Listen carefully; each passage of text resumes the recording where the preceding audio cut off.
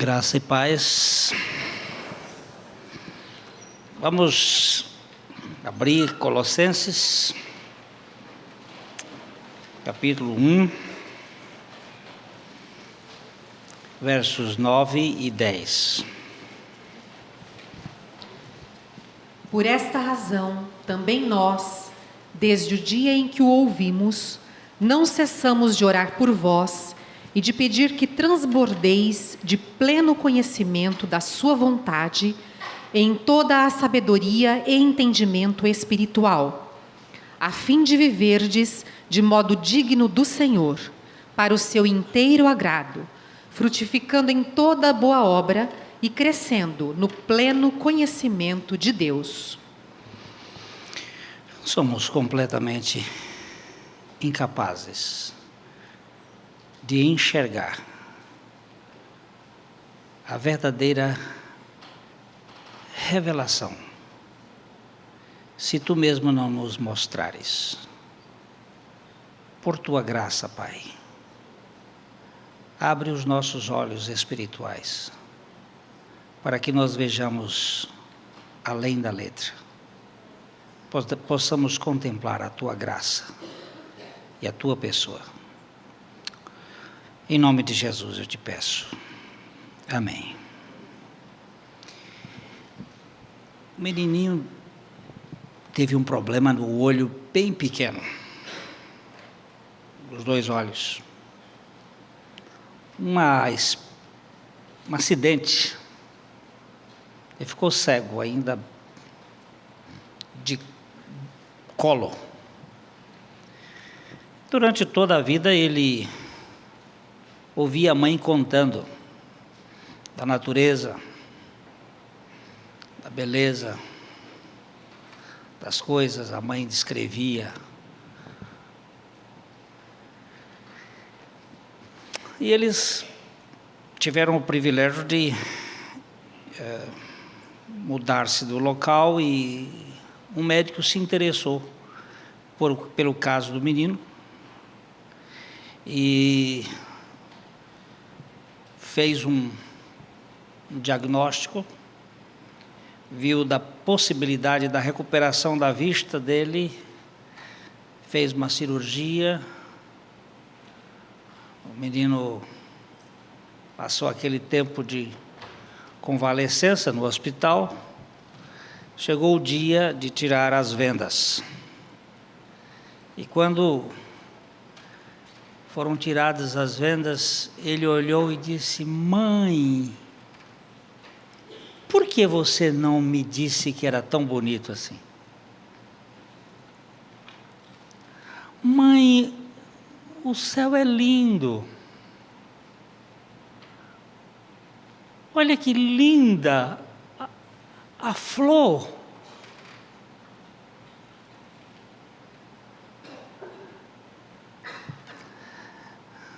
Obrigado, irmão. Nós perdemos a capacidade de enxergar.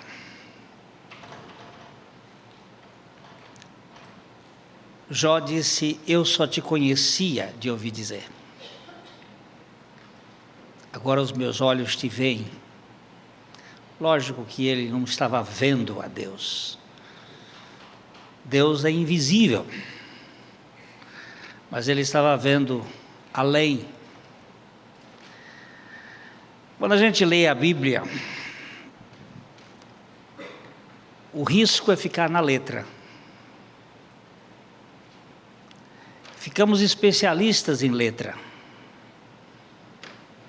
Enxergamos texto. É pelo texto que nós vamos ver. Nós precisamos ir além. A partitura é muito importante para o músico, mas o músico tem que ir além da partitura. Ele precisa saber interpretar.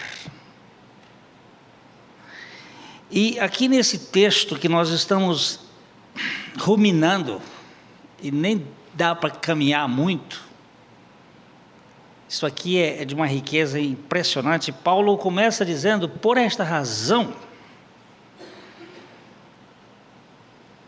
Desde o dia em que ouvimos, isto é, Epáfras, contando a respeito da igreja de Colossos, não cessamos de orar por vós e de pedir que transbordeis. Não é simplesmente encher, é transbordar do pleno conhecimento da sua vontade, em toda a sabedoria e entendimento espiritual. Às vezes a gente entende ali na letra, mas é mais do que isto. A fim de viverdes do modo digno do Senhor para o seu inteiro agrado, frutificando em toda boa obra e crescendo no pleno conhecimento de Deus. Este verso 10 nós já dividimos, eu comecei pelo fim. O conhecimento pleno da sua pessoa, a pessoa de Deus. Hoje, no primeiro culto, nós estivemos vendo como se pode viver de modo agradar a Deus, agradável a Ele, para o seu inteiro agrado.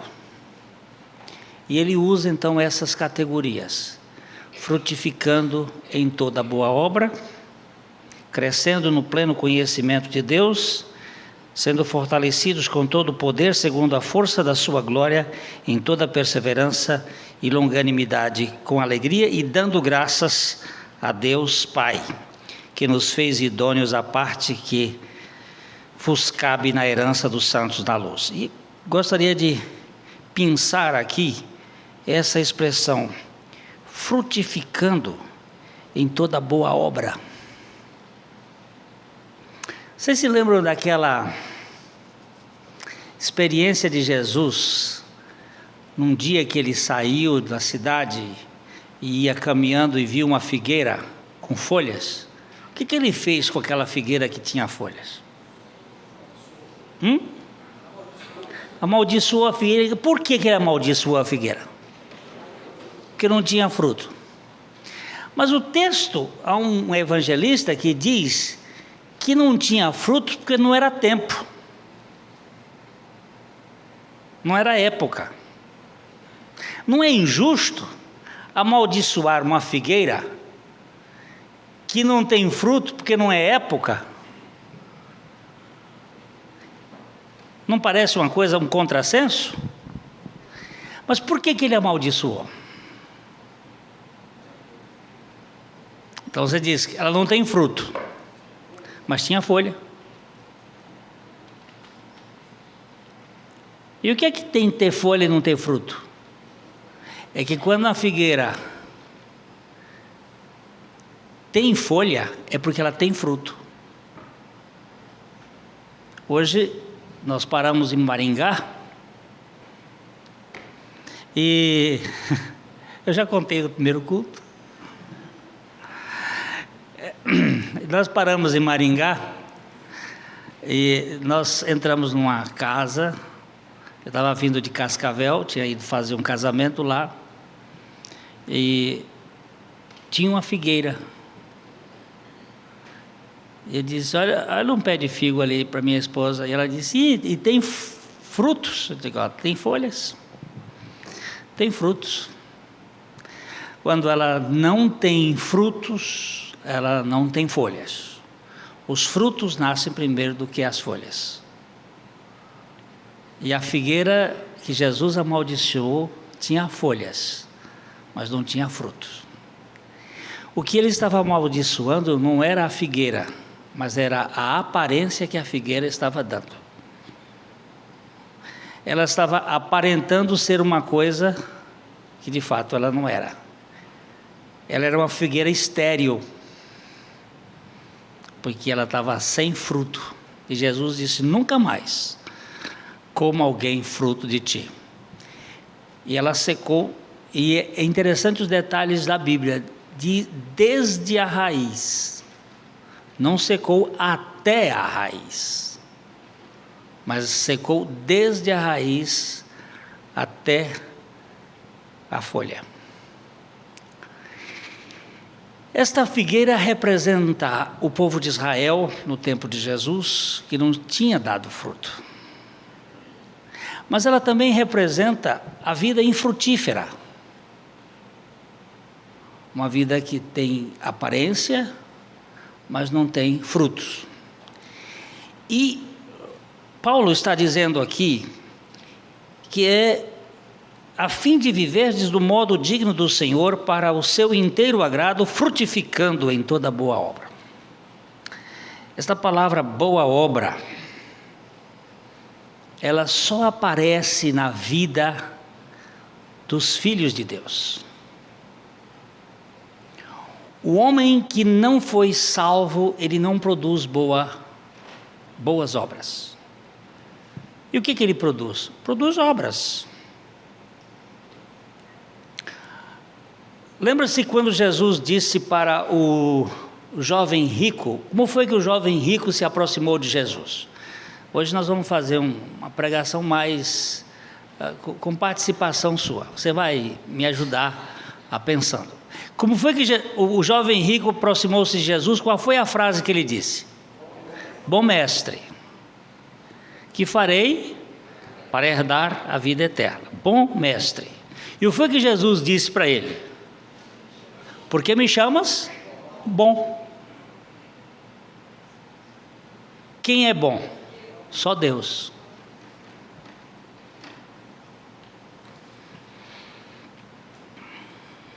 Só Deus é bom. A árvore boa produz bons frutos, e a árvore má produz maus frutos. Se só Deus é bom, só Deus pode produzir frutos bons.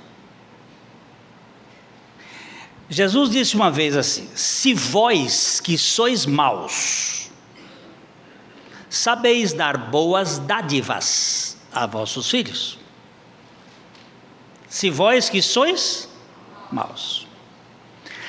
A Bíblia diz assim: não há bom nenhum sequer. Quem é que é bom nesse mundo? Só o presidente da República, que não peca. Foi ele que disse.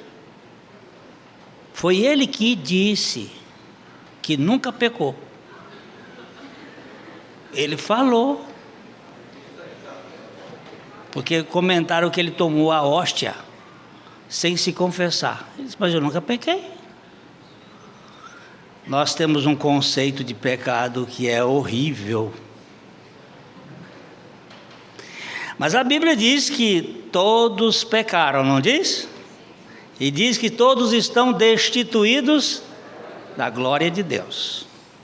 Portanto, não há nenhum bom, e ninguém que é velha criatura, que não foi salvo ainda, pode produzir boas obras.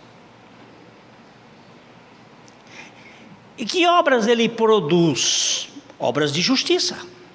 Que justiça? A dele, a justiça própria, a justiça do homem.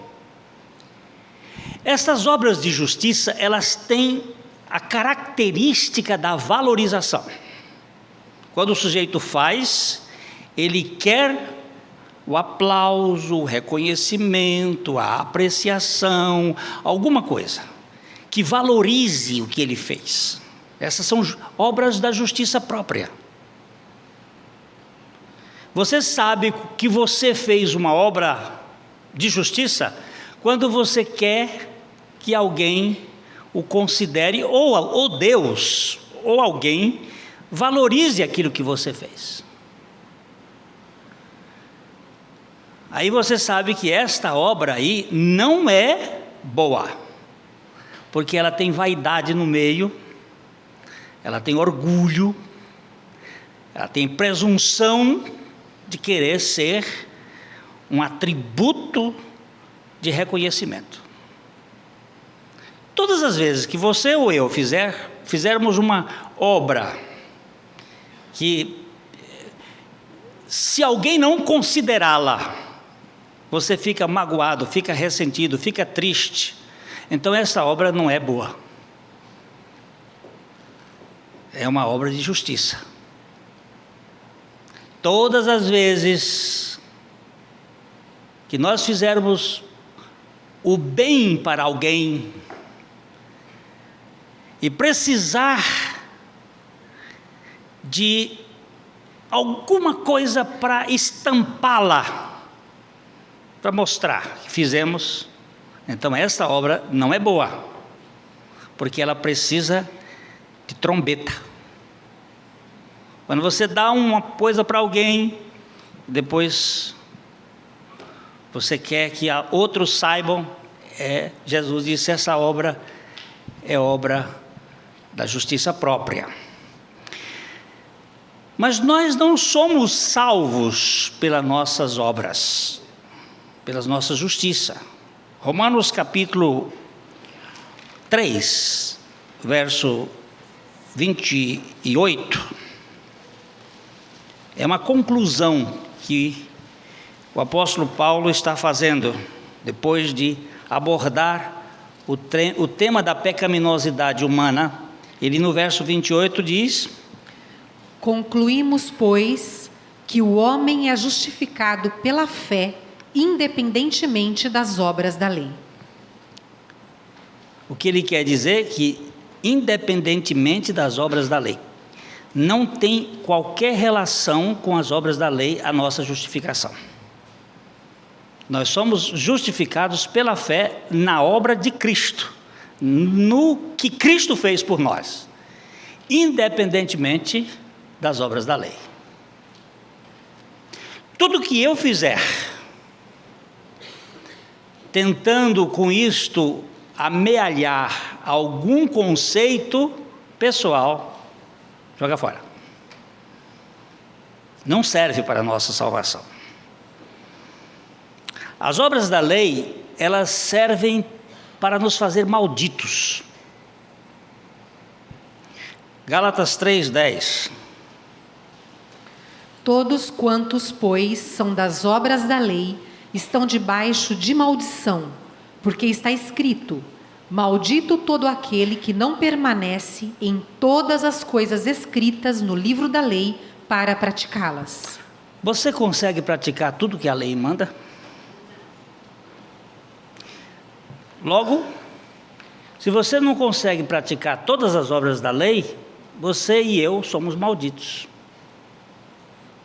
Porque a gente pode fazer 1, ou 2, ou 3, ou 4, mas tropeça num, desmancha tudo. Então, não dá para falar de salvação pelo nosso comportamento, pela nossa prática. É impossível. Já que estamos em Gálatas, vamos para o capítulo 2, verso 16. Começa no verso 15.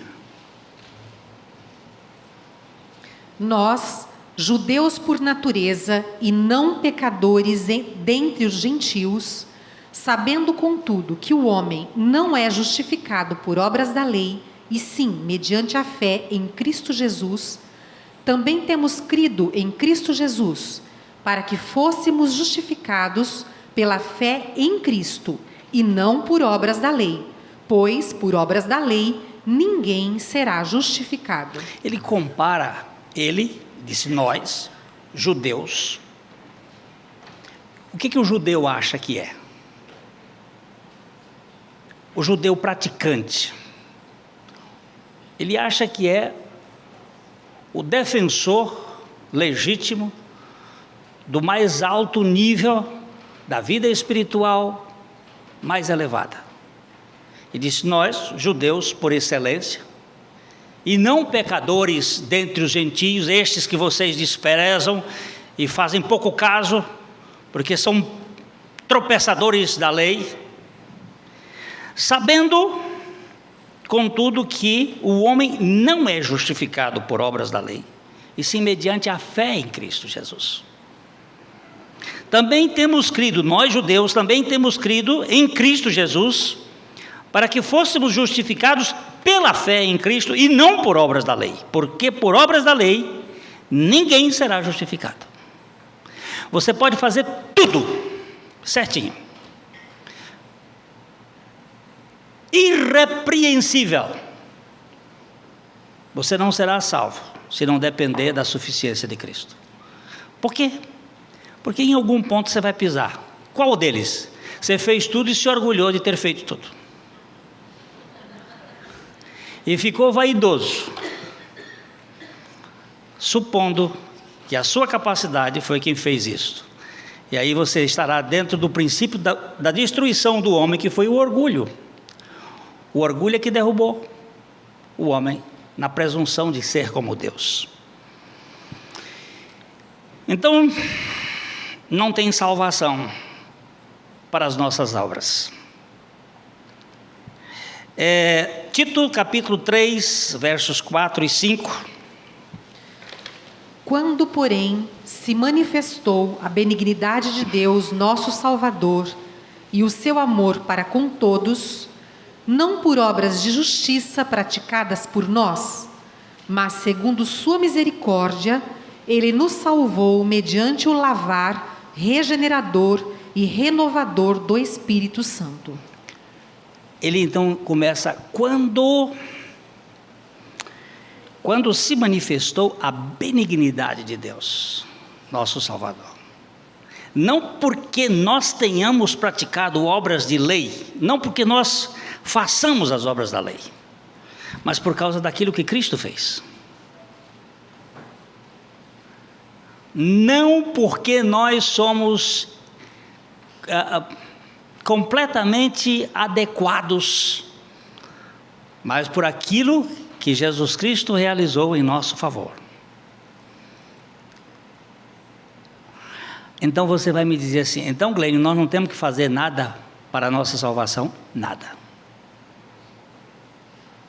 E tudo que nós fizermos para tentar negociar com Deus está contaminado pelo egoísmo humano, está contaminado pelo pecado, logo não pode ser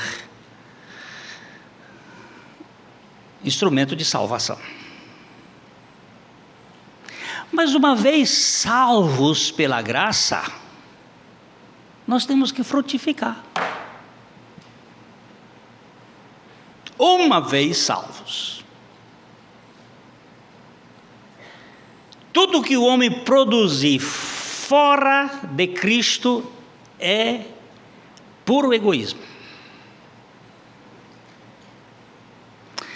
Agora, depois de Cristo, vamos agora ler Efésios 2, 8, 9 e 10.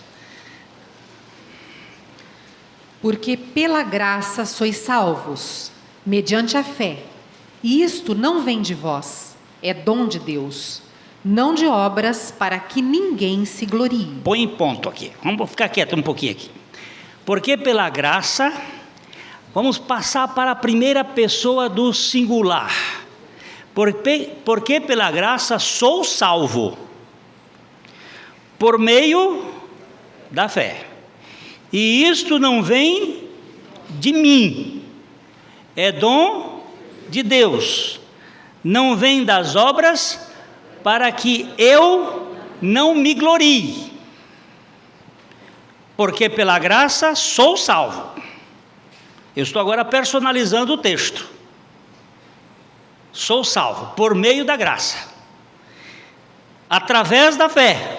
Mas esta fé também não é minha. Esta fé é dom de Deus.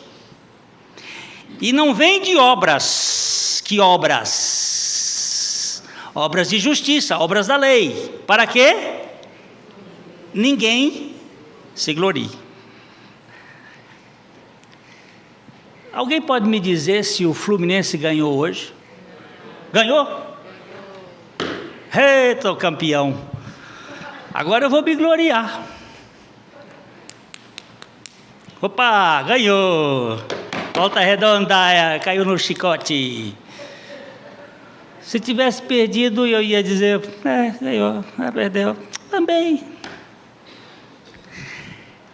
Tudo que a gente faz, tudo que é nosso, nós nos estufamos, nós nos vangloriamos.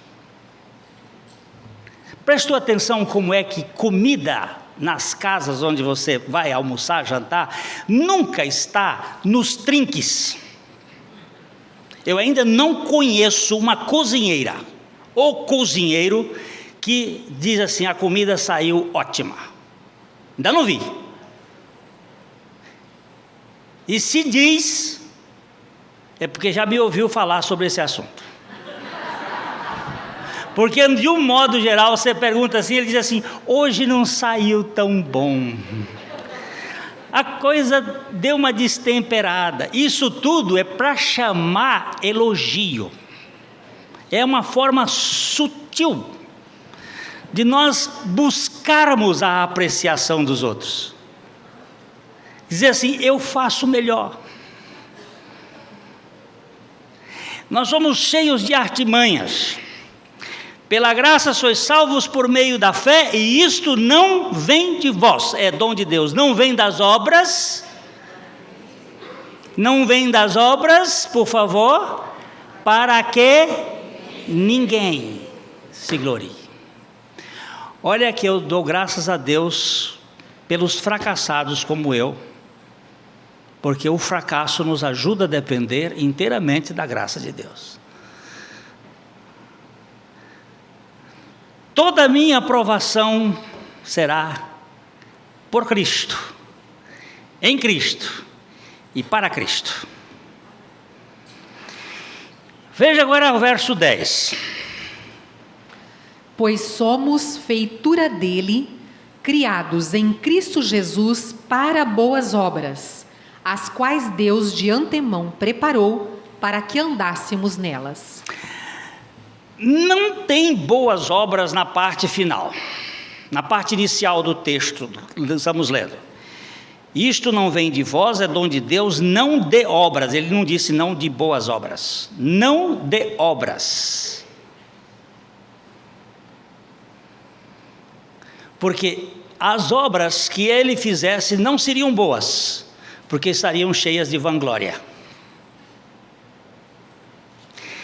Mas fomos criados, aonde?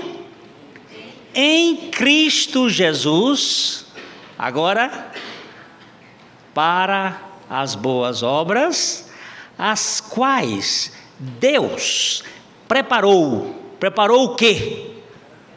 As boas obras. Por que que preparou as boas obras? Porque toda boa dádiva e todo dom perfeito vem do alto, do Pai das luzes, em quem não há sombra nem qualquer variação. De onde vêm as boas obras? Do bom. E quem é o bom? É Deus. E se Cristo está em nós, então as boas obras são fruto da expressão de Cristo que nos criou para as boas obras. Então há uma frutificação de boas obras. Claro, as obras serão feitas. Você vai olhar para o cacho de uva,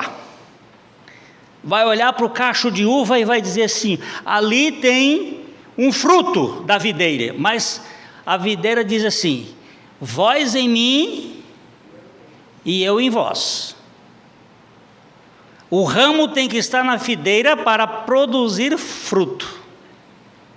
Vamos dar uma lidinha lá? É João capítulo 15. Vamos ler os versos 1, 2 e 3. Eu sou a videira verdadeira e meu pai é o agricultor. Todo ramo que estando em mim não der fruto, ele o corta. E todo o que dá fruto limpa, para que produza mais fruto ainda. Vós já estáis limpos pela palavra que vos tenho falado. Lê o 4 também. Permanecei em mim e eu permanecerei em vós.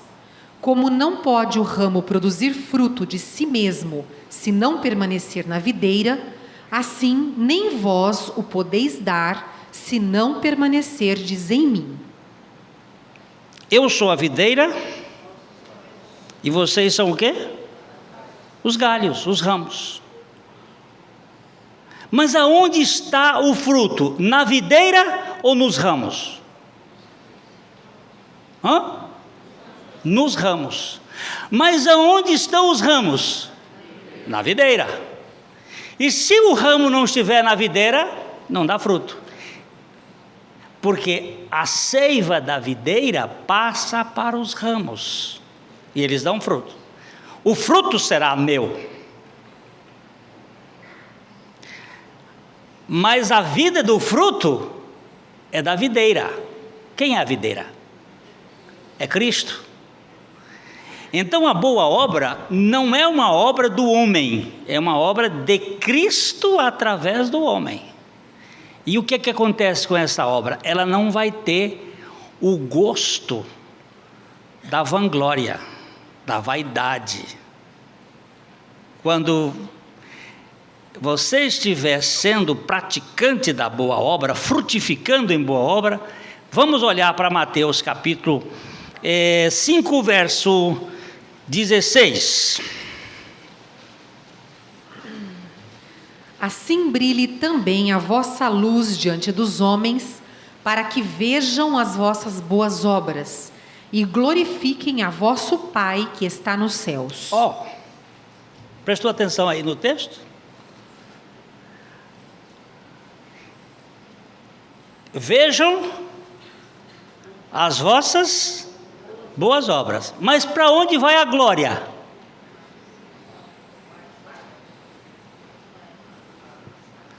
Para o Pai que está nos céus. Então, quando, pela graça de Deus, eu estiver praticando uma boa obra que Deus preparou para que eu andasse nela, você vai olhar para mim e vai dizer assim: olha, você está fazendo uma boa obra, para que vejam as vossas boas obras. E a glória vai para onde? Mas ele não recebe a glória, ele não reivindica a glória. E quando os homens lhe derem a glória por ignorância, você pega esta glória e deposita no altar daquele que foi morto e ressuscitou. Essa não é minha. Essa glória pertence ao Senhor. Você sabe como é que nós seremos libertos de fato? Eu estava conversando com uma pessoa essa semana sobre este ponto e mostrando quando é que uma pessoa realmente está liberta neste mundo. Quando ela não precisar mais de elogios e não temer mais a crítica. Quando ela não precisar do reconhecimento dos outros, e quando ela não se apoquentar com o desdém dos outros, porque ela sabe que tudo que vier pertence àquele que merece toda a glória. Aí ele está realmente vivendo o campo da libertação. Quando chegar para você e disser assim: você é um crápula sem vergonha, e baixar, aí você diz: é verdade, é isso mesmo. Mas glória a Deus porque Jesus me aceitou. Glória a Deus porque Jesus desceu dos céus para assumir esta podridão da minha vida. Ou quando chegar para você e dizer assim: mas olha, você é o máximo, você é sensacional, você é fenomenal, como diz o baiano nosso que prega aqui. Aí você diz assim: não diga para a pessoa, por favor, porque ele não vai entender isso. Você baixa a cabeça e diga: Senhor, ele está botando na conta errada. Maravilhoso és tu, detentor de toda a glória. Mas fica que não tente mostrar para a pessoa: não é verdade, não, porque senão ela vai dizer assim: falsa modéstia. Ainda está dizendo. Até pode dizer assim: olha, que Deus na sua graça nos revele. Obrigado, mas passa para lá. Esse troféu não é meu. Esse troféu pertence àquele que veio buscar esse crápula. Isto aqui é uma coisa extraordinária. Até tem uma história interessante de um pastor na Segunda Guerra Mundial. Estava aquela situação crítica, não podia acender luz, não podia ter, depois de determinadas horas, não podia abrir a porta, não podia acender luz, a coisa estava feia, e esse pastor morava no fundo da igreja, e de noite começou um cachorro latindo dentro da igreja. Alguém trouxe o cachorro, esqueceu o cachorro. Tem muito disso, de cachorro que vem para a igreja. E o pastor acordou com aquele cão e veio e abriu a porta do templo, e o cachorro saiu. E quando ele abriu a porta, um policial, um soldado, começou a gritar com ele. E ele ficou com medo e fechou a porta. E o policial veio, bateu, meteu uma coronha do fuzil. Abre essa porta, abre essa porta. E ele, com medo, foi lá, apanhou uma luz e veio. E ele começou a falar forte com ele, botando a baioneta e xingando ele. Aí correu um outro em direção para defender o pastor. E disse: você não está vendo que esse homem é de bem? Um homem do mal não via com a luz na mão?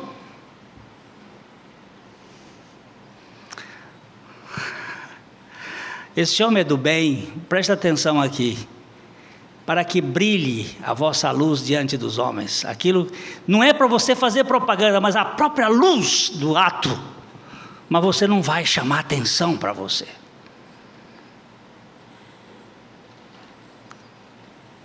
Aquilo que você fizer vai iluminar em algum lugar. Mas não é para chamar atenção para a sua pessoa, mas para aquele que reina e vive na sua e na minha vida. A Bíblia fala de uma mulher chamada Dorcas, Atos capítulo 9, verso 36. Tabita.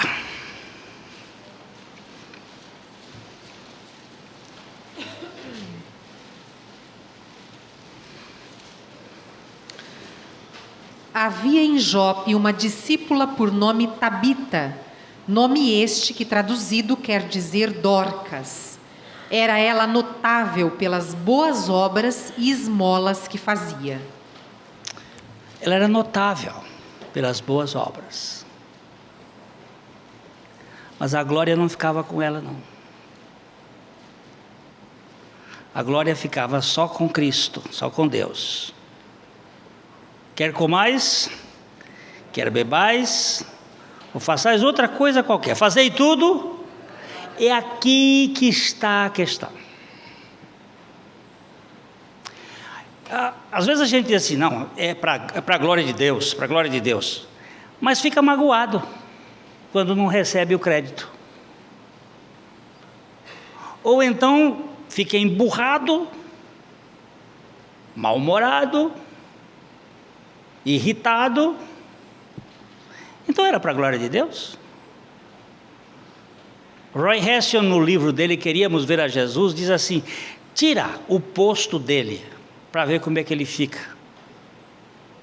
Isto é, alguém está dizendo, estou fazendo para a glória de Deus, tira esse posto e vê como é que ele vai ficar. Emburrou, chateou, então não era a glória de Deus. Eu já contei aqui que eu estava no Rio de Janeiro com meu sogro,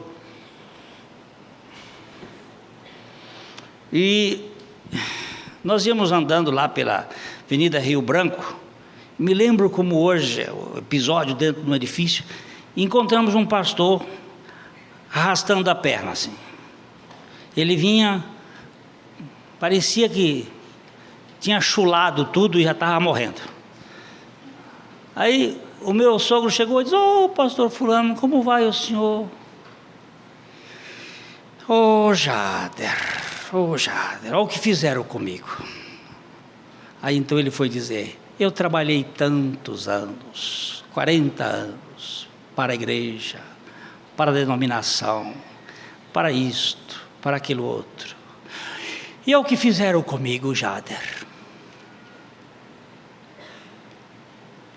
Eu sou hoje um bagaço de laranja, chuparam-me e me jogaram no lixo.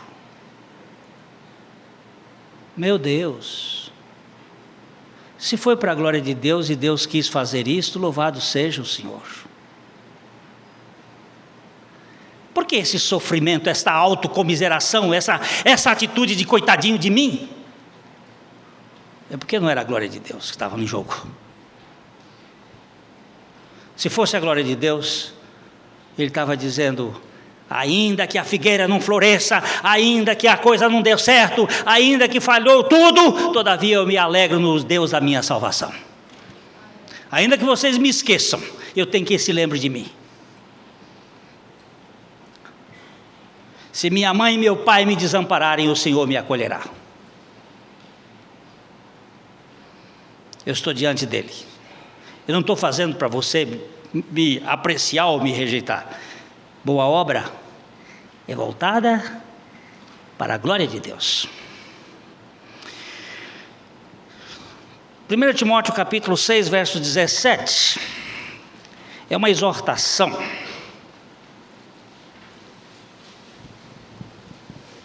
Pode ir até o verso 19, viu, meu amor?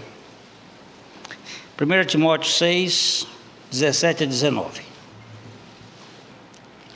Exorta aos ricos do presente século que não sejam orgulhosos, nem depositem a sua esperança na instabilidade da riqueza, mas em Deus, que tudo nos proporciona ricamente para nosso aprazimento. Que pratiquem o bem, sejam ricos de boas obras, generosos em dar e prontos a repartir. Que acumulem para si mesmos tesouros, sólido fundamento para o futuro, a fim de se apoderarem da verdadeira vida. Esse é um dos textos que pega de perto na presunção. Exorto aos ricos do presente século que não sejam orgulhosos. Olha aqui a coisa. Eu tenho um pouquinho, aí eu já fico na presunção. Eu tenho aqui, ó. Eu sou melhor porque eu tenho. Não, nem depositem a sua esperança em quê? Na instabilidade da riqueza. Eu já contei para vocês muitas vezes aqui a história de Pedro 100. Aquele homem que tinha, tudo ele tinha na categoria de 100. Ele tinha 100 navios, 100 fazendas, 100 mil cabeças, tudo quando ele tinha era para ter 100. Mas por um desatino da vida, ele ficou sem nada. E nessa penúria, ele teve que pedir esmola. Então ele dizia assim: dá uma esmolinha a Pedro 100, que ontem teve e hoje não tem. Se quiser dá, dê, se não quiser vai para o inferno.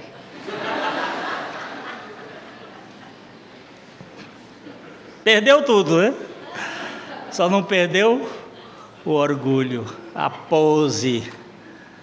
Estava lá o homem cheio de si, arrogante, soberbo. Olha, é tremendo. Às vezes um desfalque, às vezes uma crise, às vezes uma falência, às vezes é uma bênção maravilhosa. Por quê? Desconstrói, desestabiliza esta autoconfiança. E aí o camarada diz: ó Senhor, eu preciso de Ti, eu preciso confiar em Ti. Eu preciso esperar em Ti. Que sejam ricos de boas obras. Uma vez, um desses países aí do Caribe, uma igreja estava construindo um templo e houve um dia de uma oferta especial. E o homem mais rico da cidade, da igreja, que era aquele mais conhecido como rico, tinha uma salva, uma vasilha, onde vinha o pessoal e botava a sua oferta. ele veio e colocou R$10. Mas a oferta era assim: cada um contribua segundo tiver proposto no coração, não por avareza, nem por necessidade, porque Deus ama quem dá com alegria. Cada um contribua segundo as suas posses. Então ele era um homem rico, muito rico.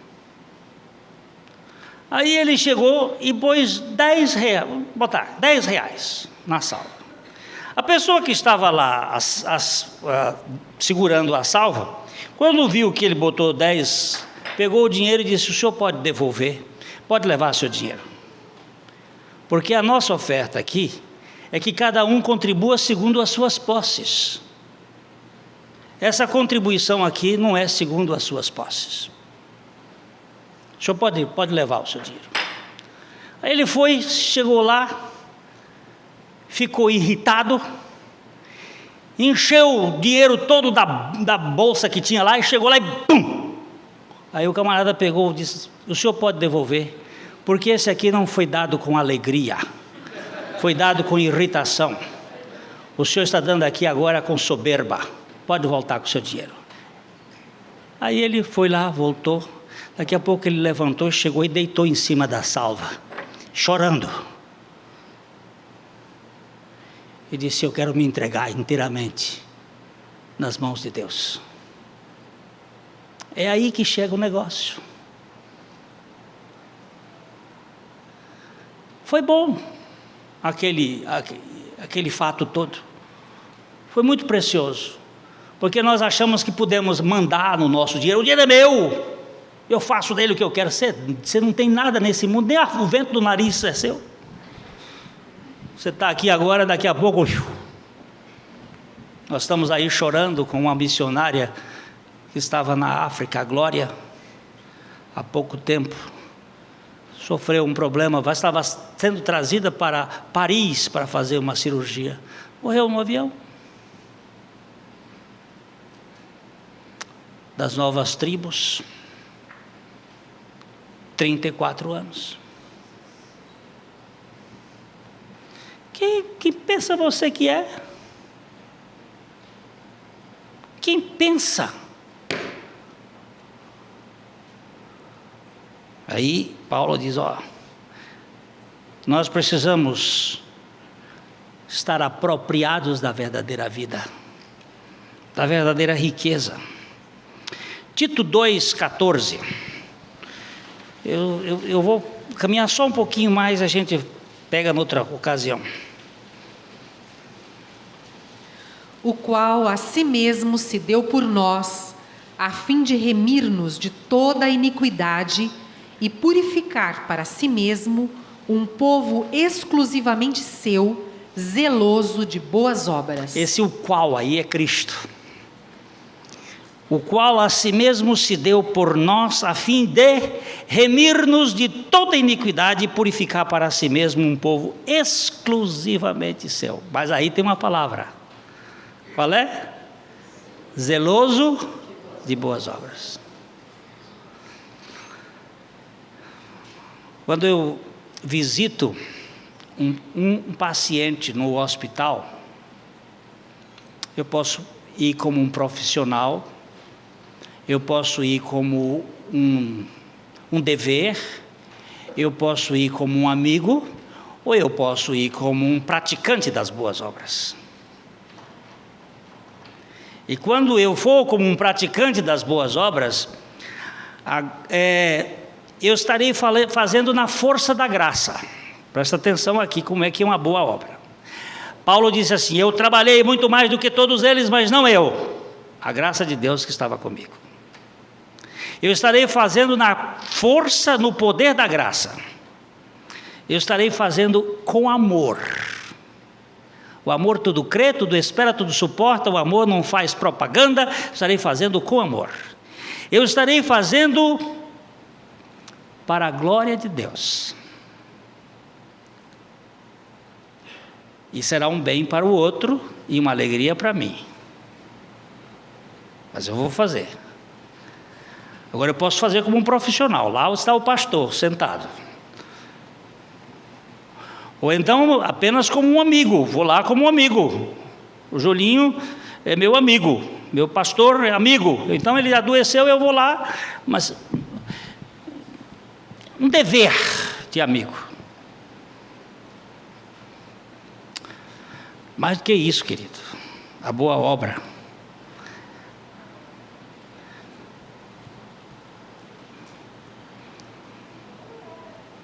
Tito, já estamos pertinho de Tito aí, e não dá, 3:8.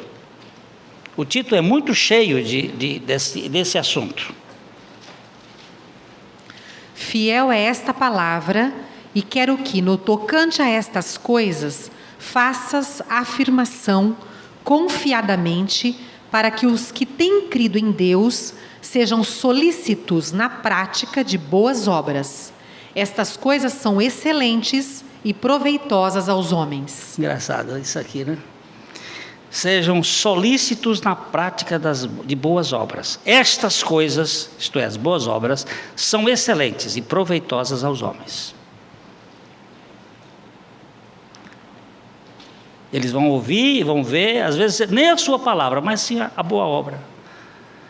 Agora, quando a obra é de justiça, ela vai ficar arrogante, ela vai ficar marcando.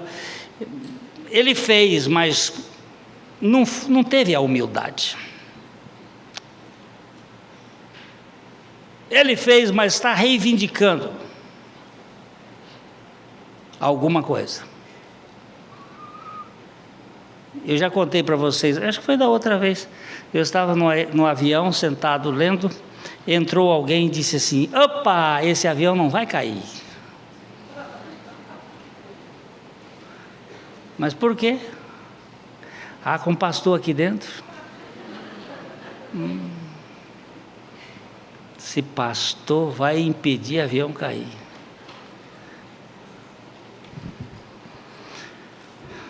Aqui na igreja metodista, há muitos anos atrás, many years ago, já faz tempo, tinha uma vigília de oração, e lá estava eu na vigília de oração para falar às 3 horas da madrugada, 3 ou 4 horas da madrugada, e de repente alguém diz assim: ih, tem uma moça que caiu lá dentro, está endemoniada. Aí chama um, chama outro. Aí nós entramos lá, nos chamaram, estava uma moça, uma das cenas feias, ela fazia a cabeça aqui, o pescoço virava 180 graus. Agora, se vocês me disserem, do ponto de vista médico, se isso é possível, eu vou dizer que não é, mas vira. E a coisa mais horrível. Aí tinha lá, e sai, não sai, e voa, e vai, não vem, e aquela coisa. Mas eu sinceramente, gente, eu não gosto de ver gente maltratar essas pessoas, porque eles são escravos. E já um bate aqui, e aí eu fui pegar a pessoa que estava no chão, a moça. Quando eu peguei uma dessas de coquinho, virou e disse: o senhor está ungindo o demônio? O reverendo Messias, que estava comigo, disse: mano, sai, embora, vamos aqui para fora. Aí nós saímos, ficamos lá para fora. Aí daqui a pouco a moça saiu, boa e tal, voltaram, louvou, cantaram. Aí daqui a pouco de novo, pum. O pastor da igreja disse: não vão mais essas mulheres, não. Que começa uma agitação. Aí entramos nós dois e mais ele, entramos na sala. Quando ele entrou, olha a astúcia. Agora eu vou sair, porque vocês têm poder. O Messias olhou e disse assim: você vai sair porque Jesus tem poder. Nós somos zero, mas Ele é o Todo-Poderoso, e pode sair e nunca mais voltar. Mas ele é safado. Ele já encheu o balde do louvor e diz assim: vou sair porque vocês têm poder. Cuidado com a glória. Isso é boa obra. Quando Deus te usar, você vai para o pó e para a cinza, glorificá-lo e dizendo: meu Deus, como é que o Senhor me usou? A glória toda pertence a ti, Senhor. Já que estamos em Tito, vamos mais um Tito. 3,14.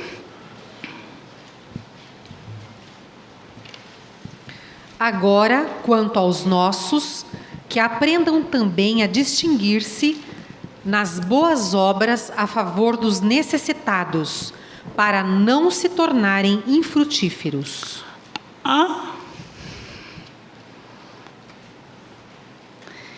Ele está falando de crescer, frutificando em boas obras, e diz assim: mas agora vocês procurem os necessitados. E seja um praticante da boa obra, mas fica quieto. Quando você der uma esmola, essa mão não sabe o que essa fez. Quando você fizer a oração, é trancadinho. Vocês se lembram daquela senhora que ficou zangada comigo uma vez? Quando ela chegou e disse assim: Pastor Glênio, quando empolar a língua, quando falar com a boca de ovo, você pode saber que alguma coisa está sendo exibida. Porque você fala naturalmente em todo lugar, agora quando vai falar e espiritualiza e tremelica, aí eu sou uma mulher de muita oração. Aquilo chega.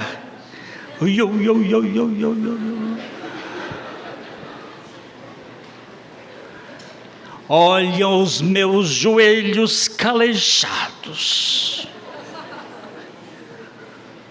Aí mostrou o joelho e eu disse: põe a língua para fora. A senhora quer fazer o favor de colocar a língua para fora? Ela disse: mas por que colocar a língua para fora? Para ver o tamanho. Jesus disse que quando a gente orasse, fechasse a porta e não contasse para ninguém, falasse ao Pai que está em secreto, e o Pai que vem em secreto te recompensará. Que história é essa de propaganda? Saiu dali, nunca mais falou comigo até hoje. Já deve ter passado para o outro lado, porque já faz tempo também. E já era uma senhora bem idosa. É para ser infrutífero? Não, é para ser frutífero nas boas obras, que glorifique ao Pai, que edifique aos outros, a igreja, os santos, os pecadores. E é que a gente se alegre, mas entre na cafua, fique bem trancadinho. Velha criatura não produz boas obras, mas nova criatura produz muitas boas obras. Só mais um texto. Consideremos-nos também uns aos outros para nos estimularmos ao amor e às boas obras. Hebreus capítulo 10, verso 28. Eu só estou lendo, já vou lendo rapidinho.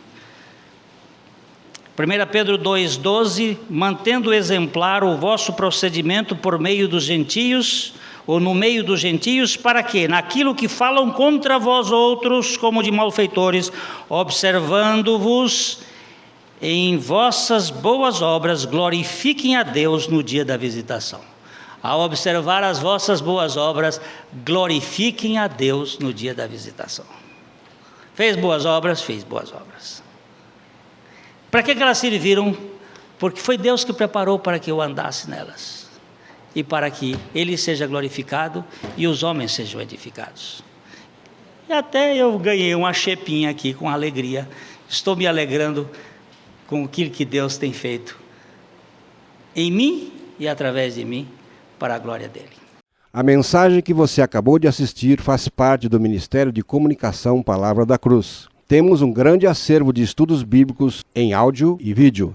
Distribuímos também gratuitamente o jornal mensal Palavra da Cruz. Entre em contato conosco pelo fone 0 operadora 43 3372 8900 ou pelo e-mail livraria@piblondrina.com.br.